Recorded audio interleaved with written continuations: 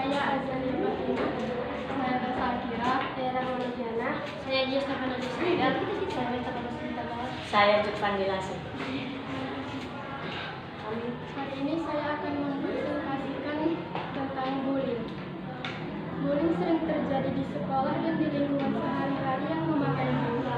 Aksi bullying ini merugikan korban hingga mempengaruhi psikis. Fenomena bullying menyebabkan perilaku bertindak semena-mena pada korban. Perilaku bullying bertentangan dengan Undang-Undang Dasar 1945 Pasal 28B ayat 2 berbunyi menyatakan bahwa setiap anak berhak atas keamanan hidup, tumbuh dan berkembang serta berhak atas perlindungan dari kekerasan dan diskriminasi. Peristiwa bullying seringkali terjadi di sekolah, rumah, tempat kerja, masyarakat, sampai dunia maya. Aktivitas bullying tidak memilih umur dan jenis kelamin. Para pelaku memilih seseorang dari pemalu, pendiam, spesial, cantik, sampai mempunyai kekurangan untuk menjadikan ejekan. Bullying adalah segala bentuk penindasan atau kekerasan yang dilakukan secara sengaja oleh satu orang atau kelompok yang lebih kuat. Tujuan dari bullying ini untuk menyakiti orang lain dan dilakukan terus-menerus. Kata bullying berasal dari bahasa Inggris, sedangkan dalam bahasa Indonesia disebut penindasan atau mendesak. Kasus bullying ini sering terjadi di Indonesia, contohnya saja kasus penindasan di sekolah. Mengutip buku Meredam Bullying, Ken Rigby, konsultan ahli sekolah, menjelaskan tentang pengertian bullying. Menurut Ken Rigby, bullying adalah sebuah hasrat untuk menyakiti. Hasrat ini bisa dilihat dari sebuah aksi yang menyebabkan seseorang menderita. Aksi dilakukan oleh seseorang atau kelompok mayoritas yang lebih kuat, dilakukan secara berulang, pelaku tidak bertanggung jawab, dan dilakukan dengan perasaan senang.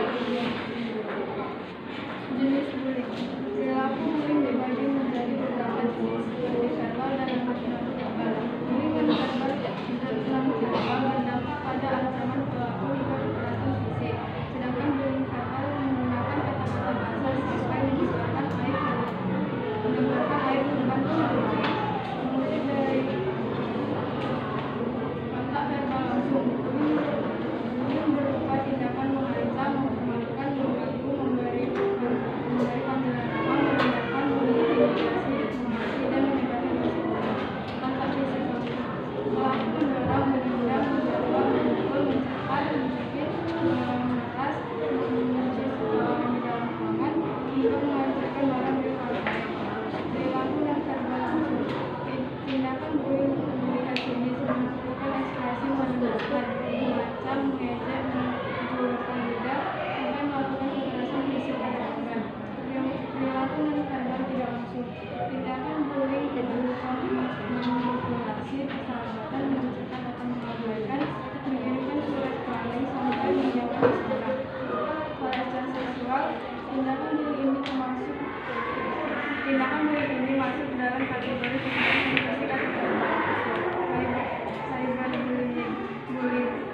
Tindakan kekerasan dengan cara menyakiti orang lain melalui media elektronik seperti memberi komentar jelek, pencemaran nama baik dalam media sosial, dan menyebarkan rekaman video intimidasi. Dampak bullying. Bullying berdampak pada kesehatan mental, terutama pada anak-anak dan remaja. Pelaku yang melakukan pembulian bisa memberi pengaruh buruk pada kesehatan fisik dan mental korbannya. Dampak paling fatal dari kasus bullying adalah tindakan bunuh diri yang dilakukan oleh korban.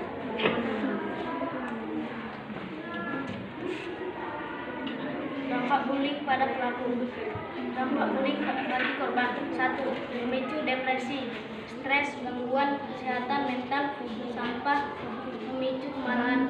2. Berdampak pada menurunkan tingkat kecerdasan dan kemampuan analisis anak-anak. 3. Remaja dan anak-anak yang mendapat perilaku bullying akan menurun secara akademik dan mengasihkan diri. Dampak bullying pada pelaku. Perilaku berubah menjadi agresif, menyukai kekerasan, mudah marah, impulsif dan toleransi rendah, kurang berbuat, kurang berempati dan lebih menyukai mendominasi orang lain. 3. Pelaku merasa harga diri tinggi dan percaya diri. 4. Menyukai kekuasaan untuk merendahkan orang lain. Dampak bagi yang menyaksikan. 1. Jika dibiarkan terus-menerus, penonton yang menyaksikan bullying merasakan bahwa perilaku tersebut dianggap biasa. Penonton akan berpikir bahwa perilaku ini bisa diterima secara sosial, bahkan bisa meniru perilaku terutama anak-anak. 2. Para penonton memilih menjadi penindas karena takut mereka akan menjadi korban selanjutnya. Sedangkan beberapa orang memilih diam tanpa bertindak atau menghentikan aksi bullying tersebut. Penyebab bullying: penampilan fisik, seperti seseorang yang memiliki penampilan fisik berbeda dari orang lain bisa menjadi target bullying. Para penindas akan mengejek, intimidasi, hingga mengancam penampilan anak tersebut. Mereka akan menuduh anak tersebut dengan kata-kata yang menyakiti hati. Tujuan dari kata-kata ini supaya orang itu merasa rendah diri sampai terasingkan. Perbedaan kelas seperti senior dan junior, ekonomi, gender, etnis, agama, dan ekonomi bisa memicu tindakan bullying. Tradisi senioritas di sekolah sering terjadi tradisi senioritas selama beberapa generasi. Tradisi ini menyebabkan korban merasa terintimidasi karena mendapatkan kekerasan. Keluarga besar yang tidak akur bisa mengakibatkan tindakan bullying antar keluarga. Karakter seseorang. 1. Munculnya sikap dendam atau iri hati. 2. Adanya rasa ingin mendominasi hingga menimbulkan kekuasaan korban. Fisik, kekerasan seksual. 3. Persepsi tentang perilaku korban. Cara mengatasi bullying. Bullying bisa diatasi dengan mencegah sejak dini seperti ketika masih anak-anak, keluarga, sekolah, dan masyarakat. Berikut beberapa cara mengatasi bullying. Masa anak-anak. 1. Diberikan pengetahuan dan cara untuk mampu melawan tindakan bullying. 2. Beri contoh cara seperti mendukung, mendamaikan, dan melaporkan pada orang dewasa untuk membantu korban bullying. Keluarga. 1. Tanamkan rasa kasih sayang dan nilai keagamaan pada anak-anak. 2. Berikan perhatian dan interaksi pada anak-anak untuk memberikan kemampuan berani dan tegas. 3. Bantu anak untuk mengembangkan kemampuan sosialisasi, percaya diri, dan tegas. 4. Mengajarkan rasa peduli dan etika pada sesama.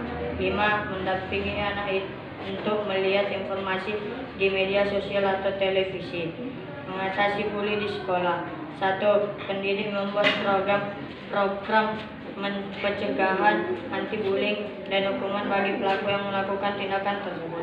2. Membangun diskusi dan ceramah tentang mengatasi aksi penindasan. 3. Memberi bantuan dan dukungan pada korban bullying. Berbagai sumber. Terima kasih.